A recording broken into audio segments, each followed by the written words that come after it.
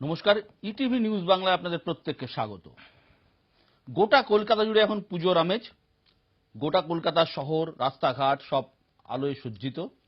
দেবীপক্ষের শুরু হয়ে গেছে, আর দেবীপক্ষের শুরুতেই আমরা যাকে কাছে পেয়েছি, দেব।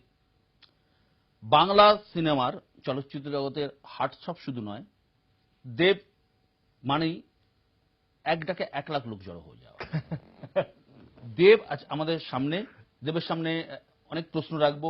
দেবের রাজনীতি থেকে শুরু করে সিনেমা, ব্যক্তিগত জীবন থেকে শুরু করে পরিবার, সবকিছু নিয়েই দেব খোলামেলা থাকবে আজ ইটিভি নিউজ বাংলায়। দেব, প্রথমেই আমাদের ইটিভিতে তোমাকে স্বাগত জানাই। পুজো আসছে, শারদীয়ার অনেক অনেক শুভেচ্ছা। মহিষদায় তোমার জন্ম? না, আমার জন্ম অ্যাকচুয়ালি এটা একটা মিথ। প্রথমে সবাইকে নমস্কার, থ্যাংক ইউ সো মাচ আমাকে এখানে ডাকার জন্য। তোমাকেও পুজোর অনেক অনেক শুভেচ্ছা। সত্যি কথা, প্রথমে আমি সারেন্ডার করে দিই, প্রচন্ড ভয় লাগছে। এই লোকটা মানে আমার খুব কাছের মানুষ, মানে আমার সত্যি দাদা। না না, এরকম বলো না। এবারে প্রথমবার আমি বলছিলাম কোন পলিটিক্যাল রিপোর্টার আমার ইন্টারভিউ করবে, তো সেজন্য প্রচন্ড ভয়ে ঘামছি হয়তো। তুমি তো প্রথমেই যে না না মহিষদায় আমার জন্ম নয়। তোমার মহিষদায় জন্ম নয়? না, আমার অ্যাকচুয়ালি দেশের বাড়ি মহিষদায়। আমার জন্ম অ্যাকচুয়ালি হয়েছিল বম্বেতে। আমি আমার বোনের জন্ম বম্বেতে। তারপর থেকে বাবার খুব যে একটা ইকোনমিক্যাল কন্ডিশন ভালো ছিল তা নয়, তো সেই জন্য আমাকে মা বাড়িতে পাঠিয়ে দেওয়া হয়েছিল, সেটা চন্দ্রকোনা টাউন। হ্যাঁ, তো আমার অনেকটা বছর চন্দ্রকোনা টাউনে পড়াশোনাতে গেছে। মানে ইনফ্যাক্ট আমি 1 to 4 অব্দি বাংলা মিডিয়ামে চন্দ্রকোনা টাউনে পড়েছি। কোন school? If I am not wrong, Jirat high school বলে একটা স্কুল আছে ওইখানে। আচ্ছা, ওইখানে পড়েছি। কোনদিন পরে গেছো স্কুলে? অনেকবার গেছি। ইনফ্যাক্ট আমি তখন বম্বেতে শিফট হয়ে গেলাম। আমার মাঝখানে কিছু একটা প্রবলেম হয়েছিল, তো মা ওই গাজনের সময় একটা প্রবলেম হয়েছিল, তো মা বলেছিল আমি আমার ছেলেকে দিয়ে একদিন ভোক্তা কাটাবো। তো আমি যখন মাধ্যমিকে পরীক্ষা দিয়েছিলাম বম্বেতে, পরীক্ষা শেষ হওয়ার পরে আমি এখানে এসে গাজনে ভোক্তা কেটেছি, মানে সন্ন্যাসী হয়েছিলাম গুড 7-8 ডেজ। সেই ছবিগুলো আমার কাছে এখনো আছে। মানে যেহেতু আমি দিদার সঙ্গে খুবই ক্লোজ ছিলাম, দিদা কিছু বছর আগেই মারা গেছে, তো আমাদের প্রত্যেক বছরই মা বাড়ির মানে এখনো যাওয়া হয়, এমন নয় কি একদমই যাই না, যাওয়া হয়। দিদা থাকার সময় তো প্রচুর যেতাম, মানে দিদাকে আমি প্রচন্ড ভালোবাসতাম। এদিকে দেশের বাড়িতে ঠাকুমা যতদিন ছিল ততদিন প্রচুর বার যেতাম। ইনফ্যাক্ট আমি ইলেকশন আগে অনেকবার গেছি, ইলেকশন সময় অনেকবার গেছি। পড়াশোনা বম্বে? সমস্ত কিছু বম্বে। পড়াশোনা বম্বে, ইঞ্জিনিয়ারিং করেছি ভারতী বিদ্যাপীঠ, সেটা হচ্ছে পুনাতে। কি নিয়েছিল? আমি কম্পিউটার টেকনোলজি নিয়ে পড়েছি। তারপর হঠাৎ করে কিভাবে ছবি? এটা আমিও জানি না, মানে হয় না বিশ্বদা, অনেক সময় তুমি কেন এইখানে কি করে এলে, এই জার্নিটা যদি তুমি আমাকে এক লাইনে বলো তাহলে খুব ডিফিকাল্ট হবে। I never know what happen to me. আমার এখনো মনে আছে, আমি 2003-তে পরীক্ষাটা দিয়েছিলাম ফর দ্য কম্পিউটার টেকনোলজি, কিন্তু আমার ওই বছর পেপার লিক হয়ে গেছিল। আর ইউনিভার্সিটি কি করলো কি, পেপারটা রি এক্সাম, মানে সোকল ইঞ্জিনিয়ারিং এ যারা ইঞ্জিনিয়ারিং স্টুডেন্ট আছে তারা এটা খুব ভালো করে বুঝতে পারবে, ইঞ্জিনিয়ারিং অ্যান্ড ডাক্তারি, এদের আমাদের এক একটা সিলেবাসে 10টা করে অথরের বই পড়তে হতো ওই সময়টা। আর একটা পরীক্ষা যদি রি এক্সাম হয়, আবার সেই 10টা বইকে বার করতে হবে, আবার পড়তে হবে। তো সেখানে স্টুডেন্ট ইউনিয়ন কেস করে দিয়েছিল ইউনিভার্সিটির উপরে, পুনে ইউনিভার্সিটির উপর, এইটা আমরা রি এক্সাম করবো না, আপনারা একটা কাজ করুন, 5 মার্ক ডিলাক্ট করে দিন। লাথুর একটা গ্রামে একটা পেপার লিক হয়েছে বলে 7 লাখ আই থিঙ্ক আমরা স্টুডেন্ট ছিলাম ওই বছর, ওই ইয়ারটা অ্যাপ্লাই করেছিলাম। সবাইকে আবার এটার জন্য ভুগতে হবে কেন? এই যে ইন্ডিয়ান ইউনিভার্সিটির মধ্যে 3 মাস কেটে গেছে, তো we didn't get the result of the final year. ওই 3 মাসের মধ্যে আমরা ভাবছিলাম কি পরীক্ষা হবে না মার্কসটা কাট হবে। তো সেই ক্ষেত্রে 3 মাস আমার খুব স্যাড গেছে। তো আমার এখনো মনে আছে, বাবা টার্জান দা ওয়ান্ডার কারের শুটিং এ, ক্যাটারিং এ, যেহেতু বাবা ক্যাটারিং এ ব্যবসা করতো, তো বাবা আব্বাস মাস্তানে অফিসে যাচ্ছিল, তো আমি ঘরে ঘুমোচ্ছিলাম, নট গোয়িং আউট, কারোর সঙ্গে কথা বলতাম না, চুপ করে বসে থাকতাম। কারণ আমার এমবিএ করার খুব ইচ্ছে ছিল, আমি ক্যাটের জন্য অ্যাপ্লাই করতে পারছি না। তো বাবা হঠাৎ করে বলে, চল না, তুই এখানে বসে রেখে তো কিছু লাভ নেই, লেটস গো, চল আমার সঙ্গে একটু ঘুরবি, চল একটু বেড়াতে নিয়ে যাবো। তো বাবা আমাকে আব্বাস মাস্তানে অফিসে নিয়ে গেল। তো আব্বাসজি আমাকে ছোটবেলা থেকে দেখে এসছে, বলো বেটা क्या चल रहा है? बोला सर कुछ नहीं, ऐसे पेपर लीक हो गया है तो कुछ नहीं, घर पे बैठा हूँ। बोलता है एक काम करो, फिर मेरा पिक्चर स्टार्ट हो रहा है टार्जन, तो आप जब तक आपकी मर्जी, आप जब तक आपका कॉलेज स्टार्ट नहीं होता आप असिस्ट कर लो। बोले यार तो बुरी बात नहीं यार, I think it's a good sign. Trust me, ওই দিনে যদি বাবা আমাকে যদি ওই জায়গা না নিয়ে যেত, ওই একটা মিটিং এ, আমি আজকে এখানে বসে থাকতাম না। আমি শুটিংটা স্টার্ট হলো, আমি এখানে 6-7 অবজার্ভার অ্যাসিস্ট্যান্ট ছিলাম ওইখানে, রেজাল্টটা ডিক্লেয়ার হলো, আমি আর ঘুরে তাকাইনি। মানে আমি হয় না কি, আমি পরীক্ষা আবার যে এমবিএ করবো, আমার মনে হলো এটা খুব ইন্টারেস্টিং, এই যে প্রফেশনটা কিছুই খাটতে হয় না। বাবার সাথে সাথে কি প্রথম শুটিং এ যাও? না না, আমি তার আগে বাবার প্রচুর কাজ করেছি, মানে বাবা অনেক 3-4টি যখন শুটিং হতো, তো যখন আমার ভ্যাকেশন থাকতো তো আমি একটা শুটিং টিম নিয়ে বেরিয়ে যেতাম। মানে আমি অনেক জায়গায় গেছি, নাসিক গেছি, জয়পুর গেছি, দিল্লি গেছি শুটিং এর মাধ্যমে। সামনে থেকে স্টারদের দেখতে? হ্যাঁ, তাদের বাসন ধরেছি, কি বলছো? ক্যাটারিং তো ক্যাটারিং তার সবকিছু করতে হয়। শাহরুখের অনেকবার করেছি, শাহরুখকে আমি বলেও ছিলাম, শাহরুখের সঙ্গে যখন আমার প্রথমবার দেখা হয়েছিল শাহরুখ ভাইকে বলেছিলাম, sir I think you know my father गुरु भाई करके, डोंट टेल मी योर गुरु भाई सन, आप कितने बड़े हो गए यार, बोला सर अरे आप यहाँ पे स्टार भी बन गए। तो सी आई हैव, ऐसा नहीं कि মানে এমন নয় কি আমি somebody new to the industry, but মানে আমি ইন্ডাস্ট্রিতে আছি কিন্তু খুব পিছন থেকে সামনে আছি আর কি। But that's destiny. এবার আমি এটাকে কি করে একটা লাইনে বোঝাবো কি আমি কেন আজকে এই জায়গায় বসে আছি। বম্বে ছেড়ে হঠাৎ কলকাতায় কি করে? এইটাও একটা মানে একটা একটা একটা কিছু একটা ট্র্যাজেডি হয়ে গেছিল। আমার এখনো মনে আছে ওই সময়টা আমি খুব ডিপ্রেস ছিলাম, আমি অ্যাসিস্ট করছিলাম, আমার ওই সময় শুটিং চলছিল অ্যালান বলে একটা ছবি, বিক্রম ভট্ট ডাইরেক্টর ছিল, মিথুন দাও ছিল ওই ছবিতে। তো ওই ছবিটা 2-3 মাসে একটা গ্যাপ চলে গেল, শুটিংটা cancel for some other reason.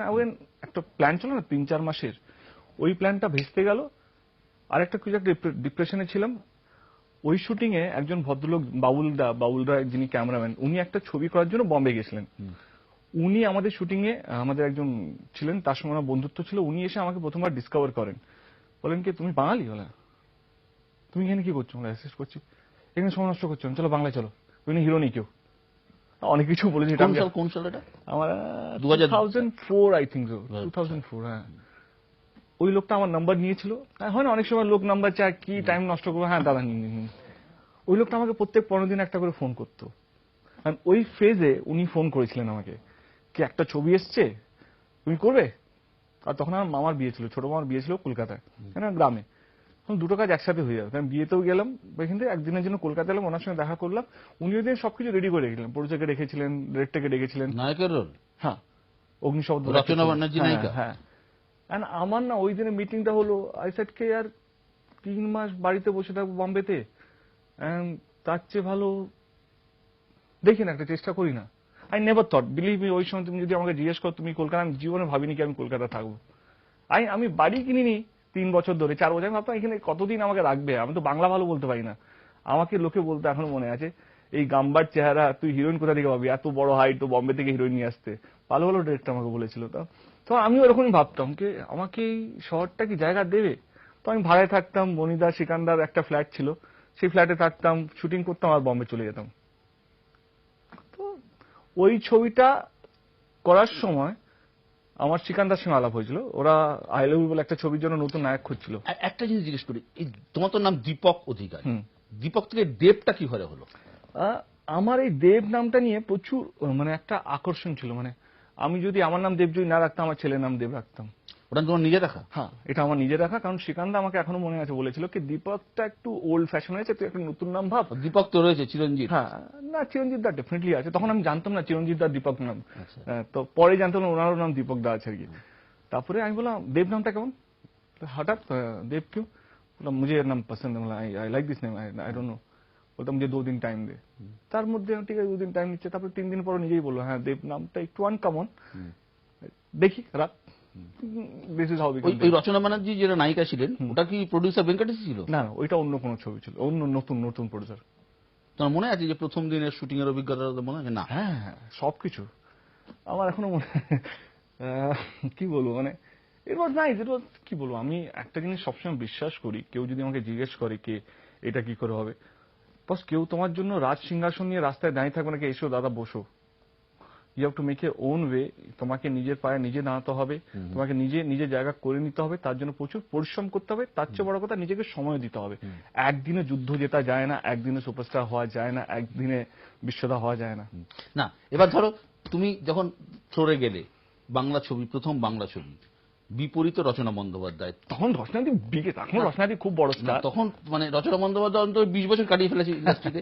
মানে তোমার কেমন লাগছিল যে বাংলা সিনেমা, তারপর এত মানে নায়কের রোল সদ্য মানে আশা, আর রচনা বন্দ্যোপাধ্যায় একজন নায়িকা, অভিজ্ঞতাটা কেমন? খারাপ ছিল না, ও খুব ভালো ছিল। কারণ রচনাদি ওয়াজ এ বিগ স্টার তখন, কারণ আমরা কোনো হিরোইন ডেট পাচ্ছিলাম না।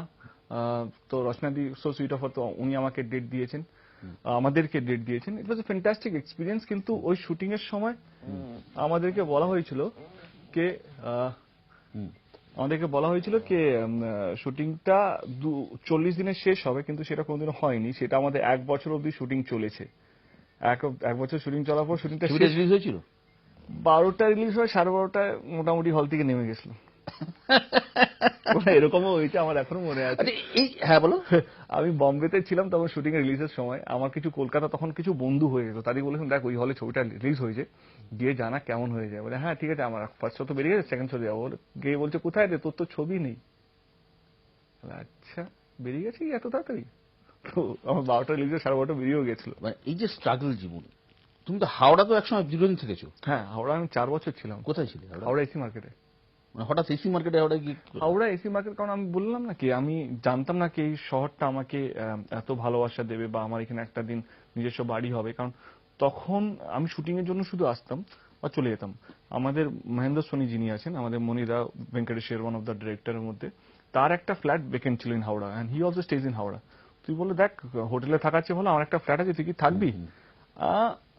বিশ্বাস করো, হাওড়া ব্রিজ আমি কতবার খিস্তে গেছি তোমার কোনো ধারণা নেই।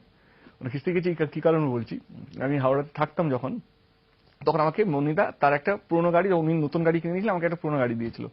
এবার সেই গাড়িটা প্রত্যেক সময় অর্ধেক সময় বন্ধ হয়ে যেত, সেখানে আমাকেই ঠেলতে হতো, আর আমাকে প্রত্যেকদিন হাওড়া ব্রিজ ক্রস করতে হতো, আমি নিজেই ড্রাইভ করতাম। আর হাওড়া ব্রিজে গাড়িটা বন্ধ হবেই হবে, এন্ড হাওড়া ব্রিজটা যখন ওয়ান অফ দ্য বিজিয়েস্ট কি বলবো রাস্তা ওয়েস্ট বেঙ্গল। গাড়ি চালাতে, আরে বাপ রে বাপ, এই মুহূর্ত খুব মজা হয়, মানে মজা লাগে এখন। আমি একটা খুব ছোট কোশ্চেন করছি, লোকে বলে, মানে এটা আমার জানাই, আমাদের যারা রিপোর্টার আছে তারা নাকি বলে তোমার বাড়ি গাড়ি সাউথ সিটির ফ্ল্যাট সবই নাকি ভেঙ্কটেশের, শুনলে রাগ হয় না? তাতে কি যায় এসে, কি জানো, তুমি কাকে প্রমাণ করতে চাও পৃথিবীতে? তুমি নিজেকে প্রমাণ করতে চাও না, যে লোক সবাই বলছে, তুমি কাকে কাকে কি বলতে হবে? এটা অস্বীকার করা যাবে না, কারণ আজকে আমি বিশ্বাস করি আমি যে দেব হয়েছি তার পিছনে ভেঙ্কটেশের অনেক অবদান আছে। মানে এটা তো অস্বীকার করা যাবে না যে 12টার সময় ছবি রিলিজ হয়, 12:30 যদি ফ্লপ হয়ে যায়, তারপরে ছবিটা সিলভার জুবলি হয়ে যায়, তো সিলভার জুবলিটা ম্যাটার করে তার জীবনে। এন্ড ভেঙ্কটেশের সঙ্গে পরপর অনেকগুলো ছবি হয়েছে, মানে আমার যে 30টা ছবি থাকে তার মধ্যে ডেফিনেটলি 25টা ছবি ভেঙ্কটেশের আছে। তো আই সি, আর বিষয়টা আরেকটা কথা হচ্ছে না, তুমি কার জন্য বাঁচো? তুমি নিজের জন্য বাঁচো না যারা তোমাকে নিন্দা করে তার জন্য বাঁচো?